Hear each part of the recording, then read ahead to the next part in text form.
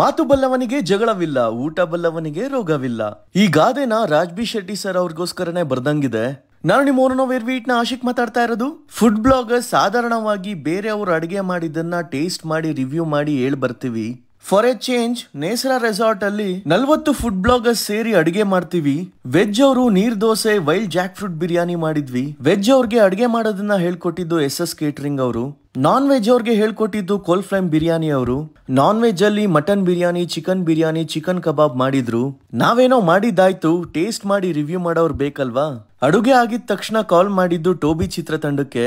ಟೋಬಿ ಚಿತ್ರತಂಡ ಇಡೀ ಕರ್ನಾಟಕ ಪ್ರಮೋಷನ್ ಮಾಡಿ ಸುತ್ತಾಡಿ ಸುಸ್ತಾಗಿದ್ರು, ನಮ್ ಜೊತೆ ಕಾಲ ಕಳೆದ್ರು. ನಾವೆಲ್ಲ ರಾಜ್ ಸರ್ಗೆ ಈ ತರ ಅಡಿಗೆ ಮಾಡಿ ಸರ್ಪ್ರೈಸ್ ಕೊಟ್ರೆ ಅವ್ರು ನಮ್ಗೇನೆ ಸರ್ಪ್ರೈಸ್ ಕೊಟ್ರು. ನೀರ್ ದೋಸೆಗೆ ಒಳ್ಳೆ ಕಾಂಬಿನೇಷನ್ ಮೀನ್ ಸಾರ್ ಅಂತ ಅಲ್ಲೇ ಪಟ ರೆಡಿ ಮಾಡಿದ್ರು.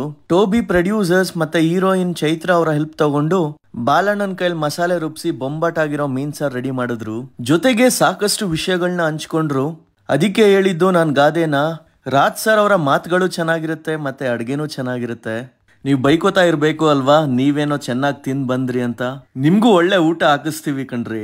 ಯಾವಾಗಪ್ಪ ಅಂದ್ರೆ ಟೋಬಿ ಅನ್ನೋ ಫುಲ್ ಮೆಲ್ಸ್ 25ನೇ ತಾರೀಕು ಎಲ್ಲಾ ಚಿತ್ರಮಂದಿರಗಳಲ್ಲಿ ಸಿಗುತ್ತೆ. ದಯವಿಟ್ಟು ಥಿಯೇಟರ್ಗೆ ಹೋಗಿ ಟೇಸ್ಟ್ ಮಾಡಿ. ಮತ್ತೆ ನನ್ನ ಸಿಗ್ನೇಚರ್ ಡೈಲಾಗ್ ನ ಕಮೆಂಟ್ ಮಾಡಿ. 5 ಲಕ್ಕಿ ವಿನ್ನರ್ಸ್ ನ ಫಸ್ಟ್ ಡೇ ಫಸ್ಟ್ ಶೋಗೆ ಕರ್ಕೊಂಡು ಹೋಗ್ತೀನಿ.